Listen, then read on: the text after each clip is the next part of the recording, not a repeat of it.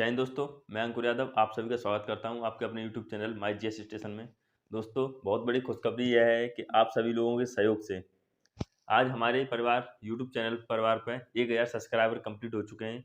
इसके लिए मैं आप सभी को लोगों को तहे दिल से धन्यवाद देना चाहता हूं।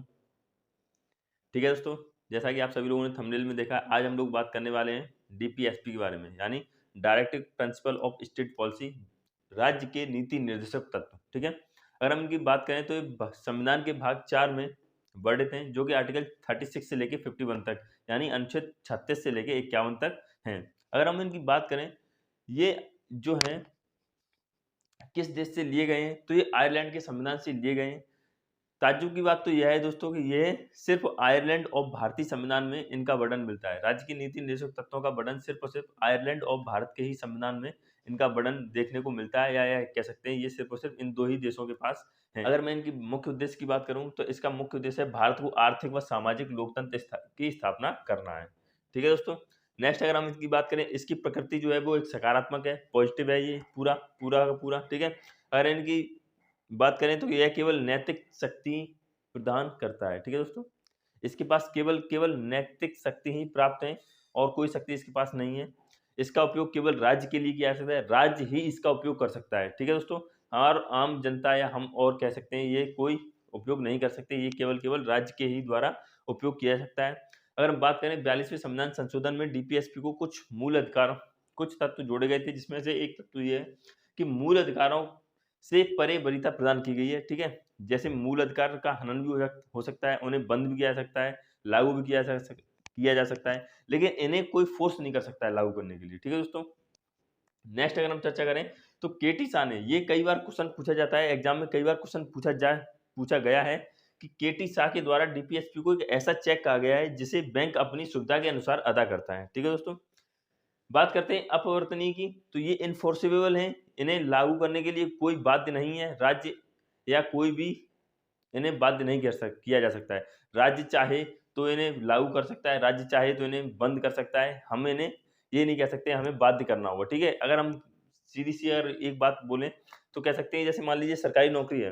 ठीक है, सरकारी नौकरी अगर राज्य निकालना चाहे तो निकाले, न निकालना चाहे तो न निकाले। हम उन्हें ये इस तरह से कोर्ट में जाके ये केस नहीं कर सकते कि सरकार हमारे लिए कोई सरकारी नौकरी नहीं निकाल रही है। ठीक है, ये अपवर्तनीय है। ठीक है दोस्तों, अगर हम बात करें इनके आर्टिकल की, तो अनुच्छेद 36 से लेके 51 तक इनका वर्णन है। ठीक है, जैसे 36 की बात करें, आर्टिकल 36 की, तो आर्टिकल 36 में राज्य शब्द की परिभाषा दी गई है डीपीएसपी के संदर्भ में। ठीक है, यह वही राज्य शब्द है जो कि भाग 3 के अनुच्छेद 12 में वर्णन, जो परिभाषा दी गई है वही राज्य इसमें आर्टिकल 36 में वर्णन की गई है। तो हम लोग संविधान के कुछ अनुच्छेद हैं इसके 36 से लेके 51 तक, उनको हम लोग देखते हैं। ठीक है, चलिए अब हम लोग देखते हैं आर्टिकल। ठीक है, तो आर्टिकल 36 से लेके 42 तक अभी इसमें आप आए दोस्तों, आगे की नेक्स्ट उसमें बताएंगे हम आपको।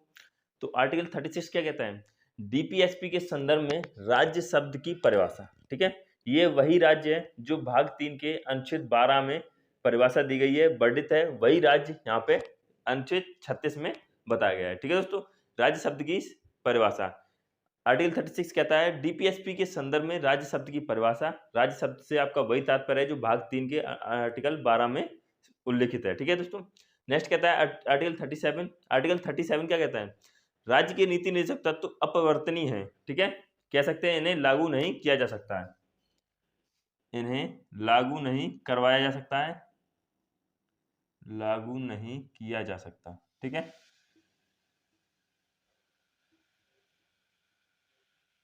किया जा सकता है या करवाया जा सकता है। ठीक है दोस्तों, ये नहीं हो जाएगा करवाया, लागू नहीं करवाया जा सकता,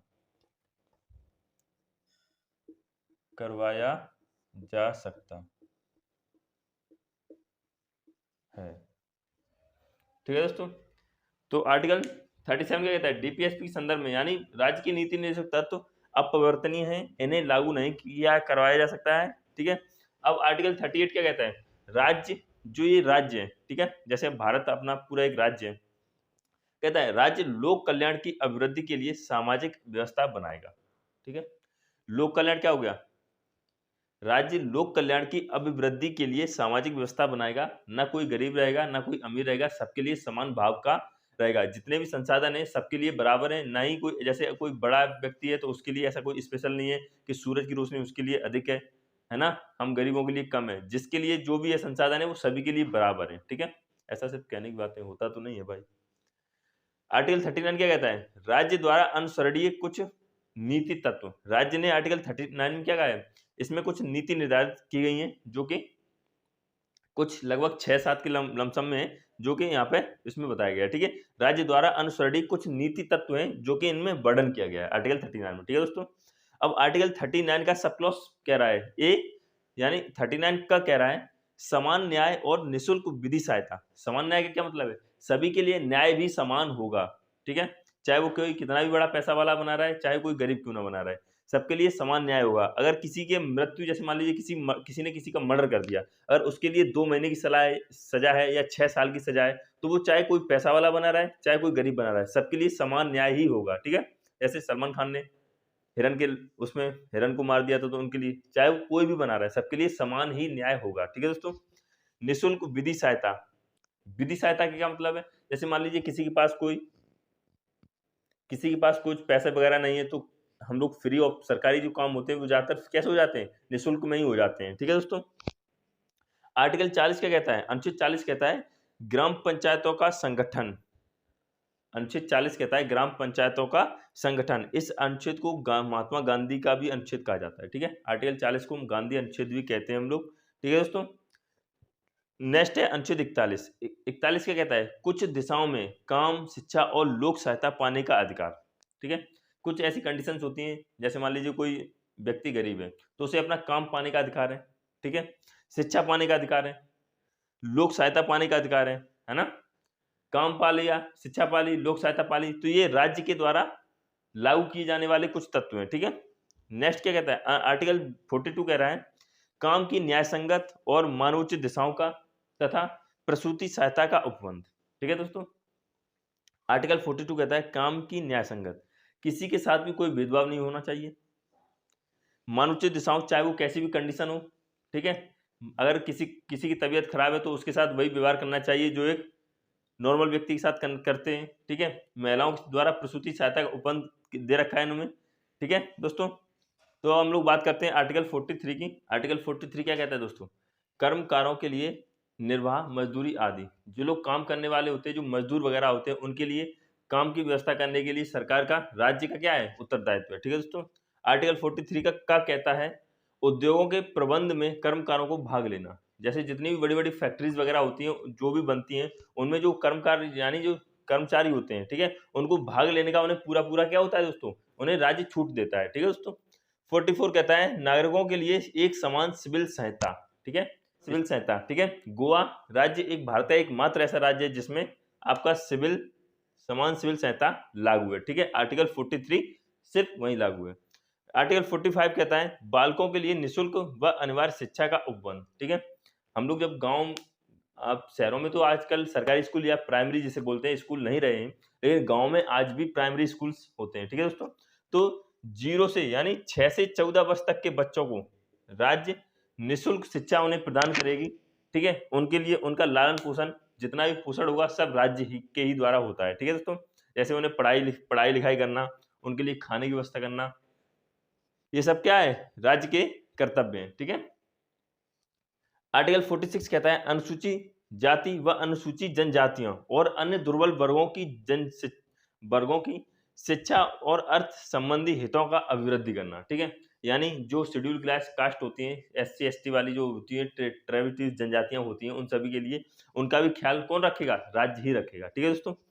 आर्टिकल 47 कहता है पोषाहार स्तर पर जीवन स्तर को ऊंचा करने तथा लोक स्वास्थ्य का सुधार करने का राज्य का कर्तव्य होता है, ठीक है।